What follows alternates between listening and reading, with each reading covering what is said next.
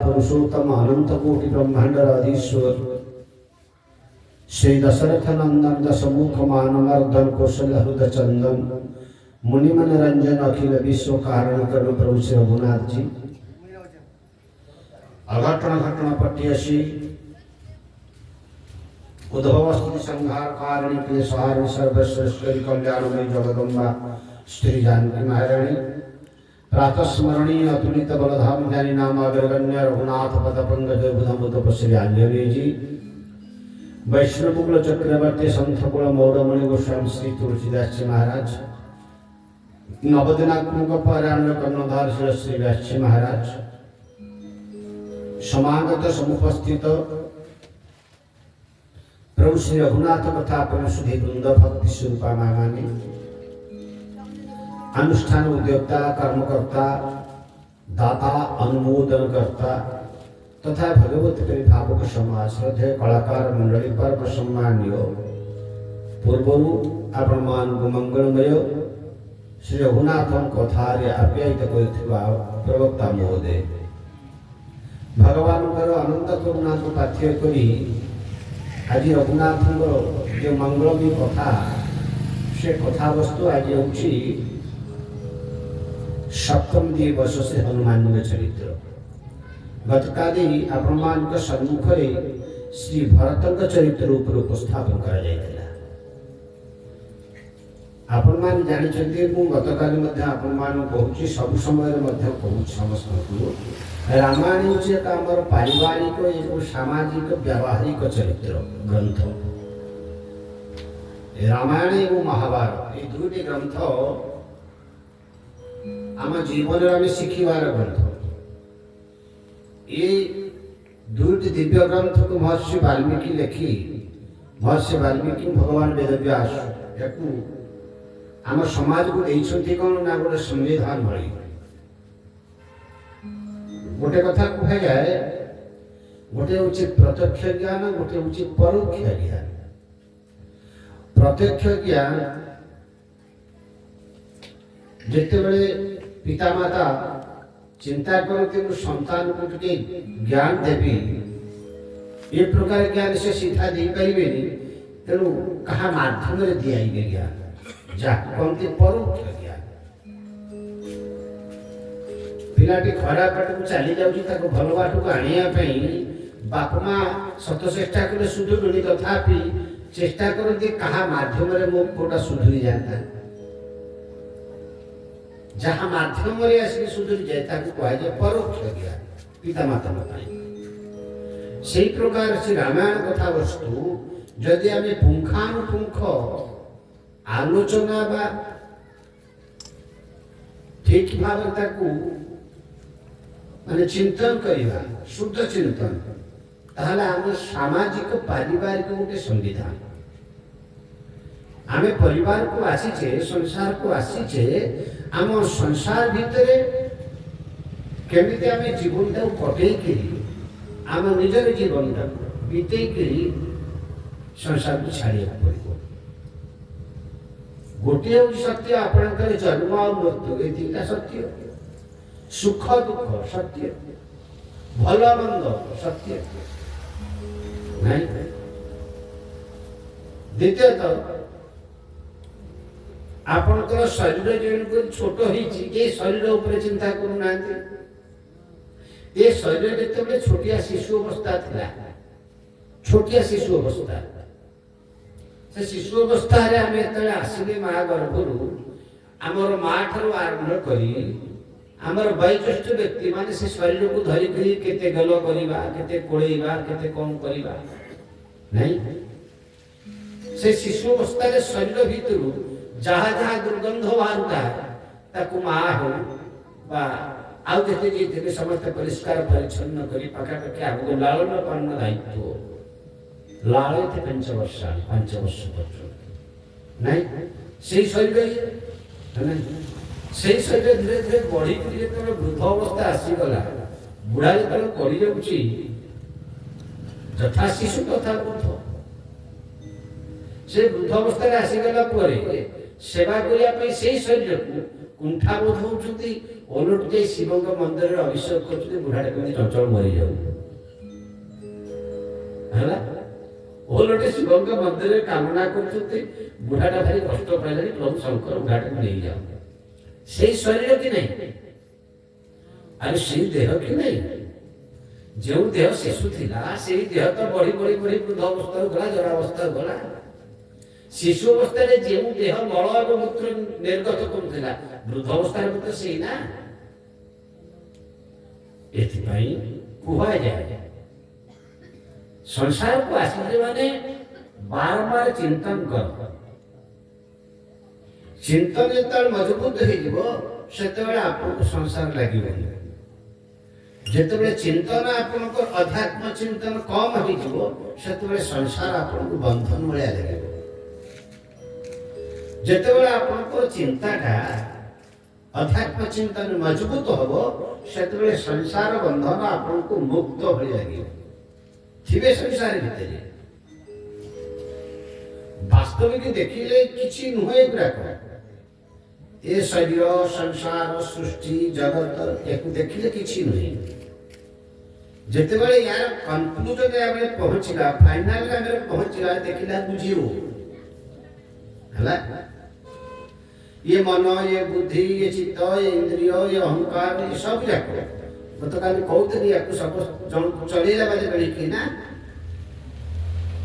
आम गोटे चषमा पिंधुचे आखि देखिया वास्तविक चषमा देखुनी, गोटे ग्लास पिंधिले वास्तविक ग्लास देखुनी, ग्लास माध्यम चक्षु देखुची नहीं। चक्षु नथिले खाली ग्लास लगे देखे कि देखा जीवन। आमे चषमा पिंधुचे, चषमा माध्यम देखुचे, चषमा देखुनी, चक्षु देखुनी। चक्षुर कम पावर देखा जाए, चषमा लगे देखा जाए कि चक्षु देखुची। से प्रकार चिंतन करा जाए, चक्षु देखुनी, चक्षुर पक्षरे जड़े देखुचे, सी हूँ मन। बुझिपारे ना आप बसी थे, आपणकर मन अन्य कड़े चली जाइथिबो, आपणक आगे आपणक सांग चली जीव, तापर सांग पचारि भाई मुझे पटे आस देखी पाइलुनि, आप कौन कह कहीं ना तू जाइनु एपटे मुझे तो बही ना मुझे पटे आस तू देखी पाइलुनि। यार अर्थ आपणकर मन अन्य कौन थिला, तेणु आपणकर चक्षु देखिले सुधा ताकू ग्रहण करानी। तेणु चक्षु देखिले सुधा मन ग्रहण कर। जमी अतिशय व्यवृद्ध हो गला, स्मृति शक्ति नष्ट हो गला, जिते बड़े वयोवृद्ध व्यक्ति पाखे आप पहुँचती, पहुँचीगला जो पचारती कौन मत चिन्ह पार्छ, जल चाहिए किसी यार माने मन ग्रहण कर आखि देखिले सुधा स्मृति शक्ति और मन ग्रहण कर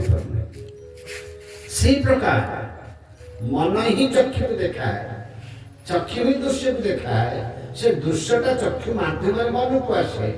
यार अर्थ चक्षु तो दर्शन विचारटा को मन ही चलाए, से प्रकार मन को जो चलैला गला कह जाए आत्मा। बुझिपारे मन, ये मन बुद्धि चित्त अहंकार या व्याख्या कर टिके टिके विभाग होइछि, सब जाक होछि मन। सब इंद्रिय मान तो राजा होछि मन। तेणु मन को जिते मन मन पक्षर जड़े चलैला बाला जिते से आत्मतत्व विषय से चेतन सत्ता विषय आपंकर ज्ञान आसो से आप अनुभव करेंगे मु संसार भितर अच्छे, संसार मो भितर ना। संसार चिंता, संसार वार्ता जिते आपण भितर पशिज जमी गोड़ियानी जाल नुह कि सेमती जाल भाई आप पशि से जाल फिटिया मुस्कुल हो जाए। ये कह जाए 10टा बंधन, केतटा 10टा बंधन, 10टा सूता, 10टा डोरी, 10टा रज्जु द्वारा बांधी। ये रज्जु को आम सब फिटे पारे। जननी जनक बंधु सुत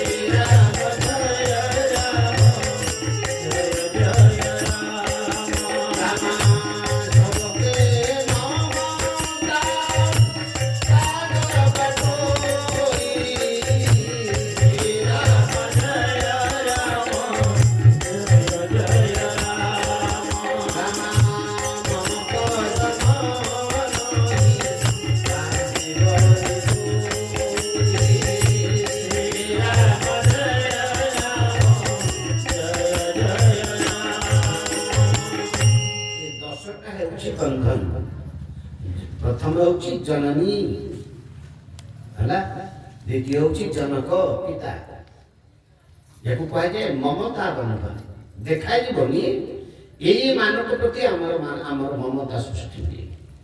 ସ୍ୱାଭାବିକ ସୃଷ୍ଟି ଏଇ ହେଉଛି ରଚନା ପ୍ରଭୁଙ୍କର। ସୃଷ୍ଟି ରଚନା ପ୍ରଭୁ ଏମିତି କରିଛନ୍ତି, ଗୋଟେ ଗାଈଟିଏ ସେ ବାଛୁରୀ ଜନ୍ମ କରୁଥିବ, ତା ପ୍ରତି ଏତେ ମମତା ସେ ଗାଈର, ଏତେ ମମତା, ଯେତେ ମଇଳା ଲାଗିଥାଉ, ଯେତେ ଲାଳ ଅଂଶ ଲାଗିଥାଉ, ଚାକିରି ସହିତ ବାଛୁରୀ ଉଠାଏ।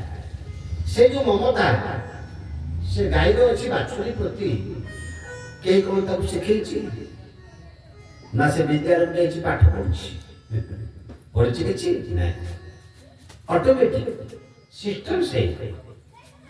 ଯେ ତିଆରି କରିଛି ମାଲିକ ଏ ସୃଷ୍ଟିକି, ଯୋଉ ଢାଞ୍ଚାରେ ତିଆରି କରିଛି, ମାନିବାକୁ ପଡିଛି ଢାଞ୍ଚାଟା।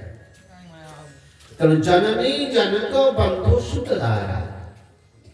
ଜନନୀ ଜନକ ମାନେ ପିତା, ବନ୍ଧୁ ମାନେ ଭାଇ, ସୁତ ମାନେ ପୁତ୍ର, ଦାରା ମାନେ ପତ୍ନୀ, ତନୁ ମାନେ ଶରୀର, ଧନ ମାନେ ଧନ ସମ୍ପତ୍ତି, ତନୁ ଧନ ସୁହୃଦ ବନ୍ଧୁବାନ୍ଧବ, ପରିବାର। 10। ଆଉ ତ ୟାକୁ ତ ଆମେ ଛାଡ଼ି ପାରିବାନି, ବନ୍ଧନକୁ ଛାଡ଼ି ପାରିବେ କି? ବନ୍ଧନ ଭିତରେ ଅଛି, ଛାଡ଼ି ପାରିବାନି। ଗୋଟେ ସୁନ୍ଦର ଉପାୟ, ବନ୍ଧନ ଯିଏ ବାନ୍ଧିଛି, ଏ ପ୍ରକାର ବନ୍ଧନ ଯିଏ ତିଆରି କରିଛି, କେବଳ ତିଆରି କରିଛି ନା, এই প্রকার মমতা বন্ধনକୁ যে সৃষ্টি করেছি, রশিটাକୁ তো কিଏ ଗୋଟେ ତିଆରି କରିଛି ନା। ରସି ଯୋଉ ବଜାରରେ ବିକ୍ରି ହେଉଛି, ତାର ତ ପ୍ରଡକ୍ସନ କୋଉଠୁ ହଉଥିବ ନା, ଜଣେ ତିଆରି କଲାବାଲା କିଏ ଥିବ ନା। ଆଉ ରସି କଣ ମାଗଣା ପଳେଇ ଯାଉଛି କୋଉଠୁ? ରସି ହଉ, ଚାଲ ହଉ, କେହି ନା କୋଉଠି ତିଆରି କରିଛି କି ନାହିଁ। ଯେ ତିଆରି କଲାବାଲା ତାକୁ ଯଦି ପଚରାଯିବ, ଏ ରସିଟା କେମିତି ତିଆରି କରୁଛୁ, କଣ କରୁ, ସିଏ ଜାଣିଛି। এই ଯୋଉ 10ଟି ମମତା ରୂପୀ ରସି ବା ରଜ୍ଜୁ, ୟାକୁ ଯେ ତିଆରି କଲା ବାଲା, ସେଥିପାଇଁ ସନ୍ତମାନେ କହନ୍ତି ଯେ ତିଆରି କଲା ବାଲା ତାରି ପାଖରେ ଶରଣାପନ୍ନ ହେଇଗଲା। ତା ପାଖରେ ଶରଣାପନ୍ନ ହେଇଗଲା ପରେ ଯେଉଁ ଆସକ୍ତି ଆମର ଥାଏ,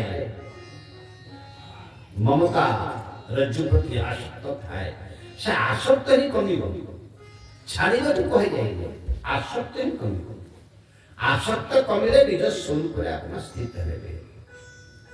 आज जो चरित्र आज अरण्यकांड से प्रकार के सुंदरकांड चरित्र है, गतकाल आप देखिले वास्तविक शत्रु के बाहर नहीं, ये रामायण कथा हो कि महाभारत कथा हो, शत्रु हूँ निजर लोक। आमे जहाँ सहित खाऊथिबा, आमे जहाँ सहित पीउथिबा, जहाँ सहित खेलुथिबा, जहाँ को निजर बोली करथिबा, सेई माने ही परिवार हिते शत्रु बोलते। तांको सहित केमिति संघर्ष करिकरी जीवन मित्र ऊपर को उठिबा, ताई राम कथा हला।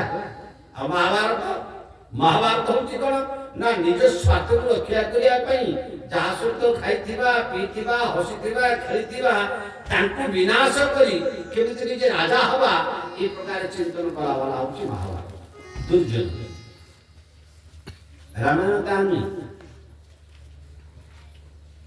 आमर निजर शत्रु देखना, राम को जंगल को दे देती महारानी कही एते श्रद्धा करुले, एते ममता करुले प्रभु राम को, एते श्रद्धा एते ममता, से सब जंगल को देले। तार शत्रु किए? निज लोक।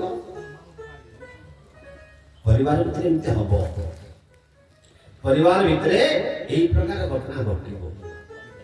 अच्छा, जो मंथरा ए प्रकार काम कला, से मंथरा बहुत दिन अच्छी सूर्यवंश रही रानी को पाखे रही रानी को अन्न खाई कि नहीं? रानी को अन्न खाई। राज दरबार भितर राजमहल सुख मंथरा भोगी कि नहीं? भोगी ना नहीं? भोगी। सी रही कुचक्कर कला। से प्रकार प्रत्येक घर, प्रत्येक गाँ, प्रत्येक परिवार भितर यही प्रकार मानसिक रोगी था मंत्रा भैया, जो मैंने परिवार को विच्छेद करने चाहते। तो निजे यदि विच्छेद न कर परिवार को अलग न कर କାହାକୁ ଗୋଟେ ମାଧ୍ୟମ କରିଦେବେ, ଯେମିତି ମନ୍ଥରା କୈକେୟୀକି ମାଧ୍ୟମ କରିଦେବେ। ଶତ୍ରୁ କିଏ? ପରଲୋକ କିଏ ଶତ୍ରୁ ନୁହଁ, ନିଜ ଲୋକ। ତାଙ୍କ ସହିତ ସଂଘର୍ଷ କରି ସେମାନଙ୍କୁ ଏକାଠି ରଖିବା ଇଏ ହେଉଛି ରାମାୟଣ ଶିକ୍ଷା। ଭଗବାନ କାହାକୁ ବିତାଡ଼ିତ କରିଛନ୍ତି? ନାହିଁ। ମନ୍ଥରା କିଛି ଦଣ୍ଡ ଦେଇଛନ୍ତି? ନାହିଁ। କୈକେୟୀ କିଛି କୁକଥା କରିଛନ୍ତି? ନାହିଁ। କୈକେୟୀ ବିରୁଦ୍ଧରେ ସମସ୍ତେ ଗାଇଲେ, କିନ୍ତୁ ପ୍ରଭୁ ରାମ ଗାଇନାହାନ୍ତି। ଭଗବାନ ରାମଙ୍କ ମୁଖରୁ ପଦେ କଥା ବି ବାହାରୁନି, ଖାଲି କହିଦେଉଛି ଆଉ ଟିକେ କୈକେୟୀଙ୍କର। ଯେତେବେଳେ ସମସ୍ତେ ଆସିଲେ ଚିତ୍ରକୂଟରେ ପହଞ୍ଚିଲେ, ବିଚାର ଚାଲିଛି,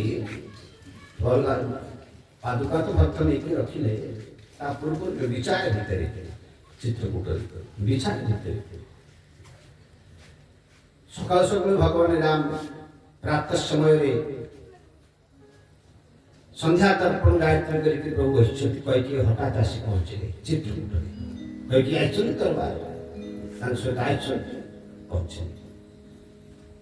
କୈକେୟୀଙ୍କୁ ଦେଖି ପ୍ରଭୁ ରାମ ପ୍ରଣାମ କଲେ, କହିଲେ ମା ମୋତେ ଡାକିଥିଲେ ମୁଁ ଆପଣଙ୍କ ପାଖକୁ ଯାଇଥାନ୍ତି। ନାଇଁ ନାଇଁ ରାମ,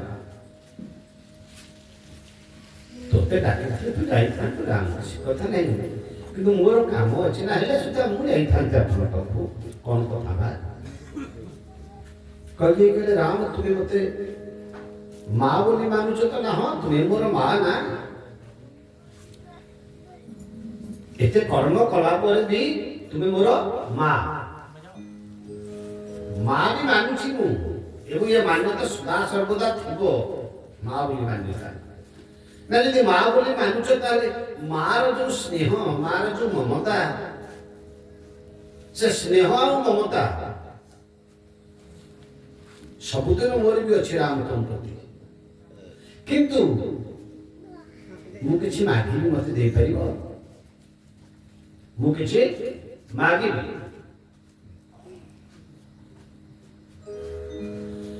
ମୁଁ କିଛି ମାଗିବି, ମତେ ତୁମେ ଦେଇପାରିବ? ଭଗବାନ ରାମ କହିଲେ, ମା ହସି ହସି କହିଲେ, ମା କ'ଣ ଆଉ ଅଛି, ଯାହା ମାଗିବି ମୁଁ ଦେବି, ଯଦି ଥିବ ତାହା କିଛି। ନା ମୋର ଗୋଟେ ଯାଚନା, ମୋ କଥା ମାନିବ ରାମ? ନା ହଁ ମାନିବି। ନା ରାମ ଯଦି ମୋ କଥା ମାନିବ, ମୁଁ ତୋର ନିଜର ମା ବୋଲି ସ୍ୱୀକାର କରୁଛୁ, ତାହେଲେ ମୁଁ କହୁଛି ଚିତ୍ରକୂଟ ଏବେ ଫେରି ଚାଲ ଅଯୋଧ୍ୟା।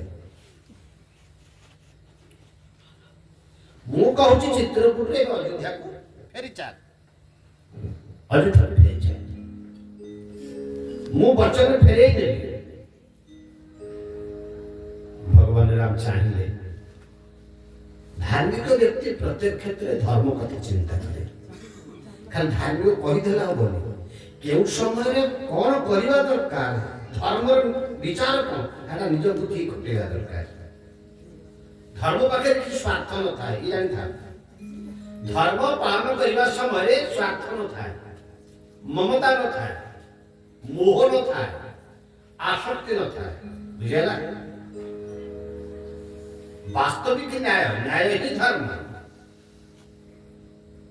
ନ୍ୟାୟ ହିଁ ଧର୍ମ। ଭଗବାନ ଦେଖିଲେ, କହିଲେ ମା ତୁମେ ମତେ କହୁଛ ଫେରିଯିବା ପାଇଁ, ମୁଁ ଫେରିଯିବି, କିନ୍ତୁ ଦିଟା ଅପରାଧ ମୋର ହବ।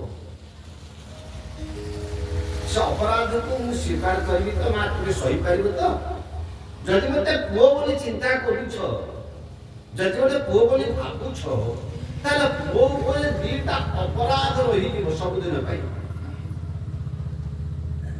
ସେ ଅପରାଧର ପ୍ରାୟଶ୍ଚିତ ମୁଁ କରିପାରିବିନି ଜୀବନ ସାରା। ଧାର୍ମିକ ଦୃଷ୍ଟିରୁ, ଧର୍ମ ଦୃଷ୍ଟିରୁ ଦୁଇଟି ଅପରାଧ ରହିଯିବ ମା ମୋ ଉପରେ।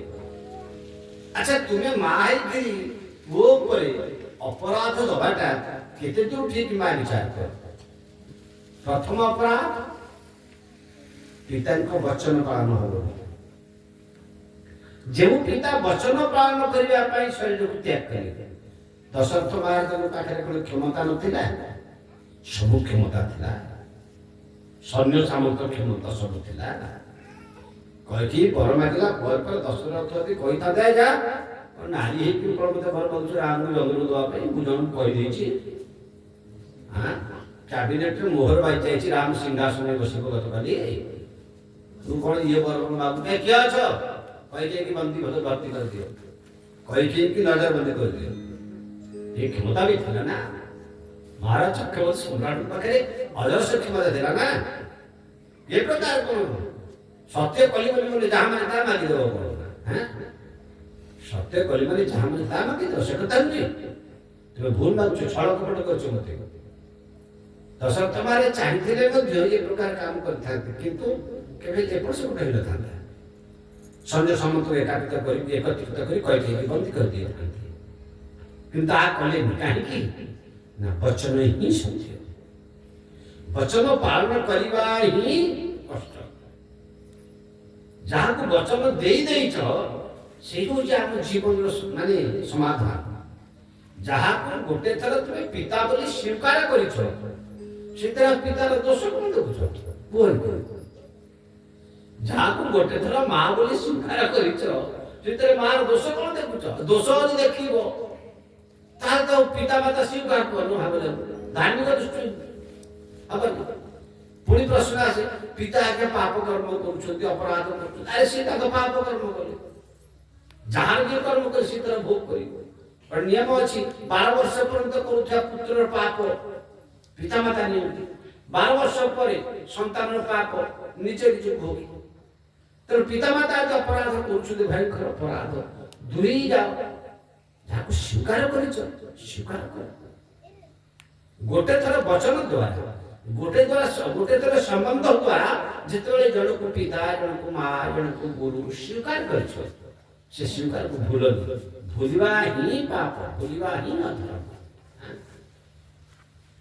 द्वितीय तो पिता वचन पालन हेनी ये अपराध बोल लगे माँ आहुति कथा जीवन सारा आगामी इतिहास रही लेखा जे सूर्यवंश राम बोली जड़े राजा थे दशरथ पुत्र पिता वचन पालन कले जो वचन पालन कर दशरथ चली गले अयोध्या फेरी आसिले तेणु पिता वचन पालन न करते हेतु असत्यवादी मिथ्यावादी ये प्रकार इतिहास लेखा हो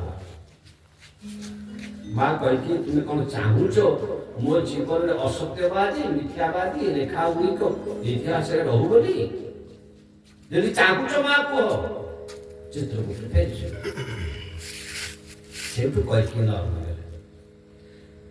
नाई नाई मो नार तो कलंक पो नार कहीं कलंक देवी एत स्वच्छ निर्मल कही हृदय था कहले गोटे थर तो मुझे कलंक नहीं आउ कहीं कलंक टाक लिभा चेष्टा करी नहीं देव कार्य साधन रे करिछ प्रेरणा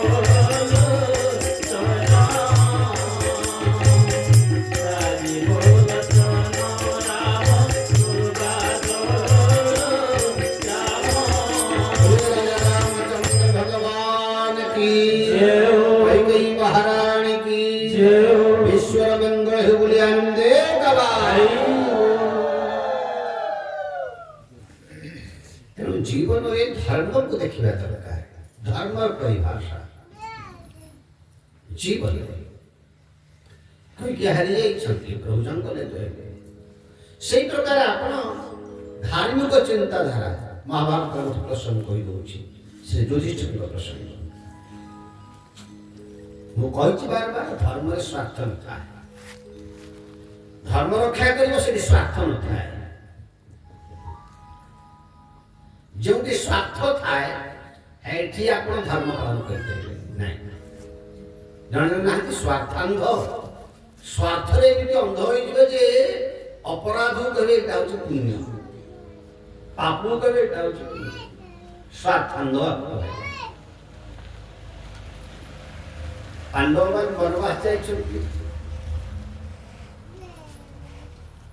हठात युधिष्ठिर को शोष लगिला महाराज युधिष्ठिर को शोष लगिला भाई मान को पठेले तुम्हें जाओ निकट पुष्करणी अच्छी जल आने शत्रुघ्न गले शत्रुघ्न जल आने जाइछन्ति गोटे विराट बग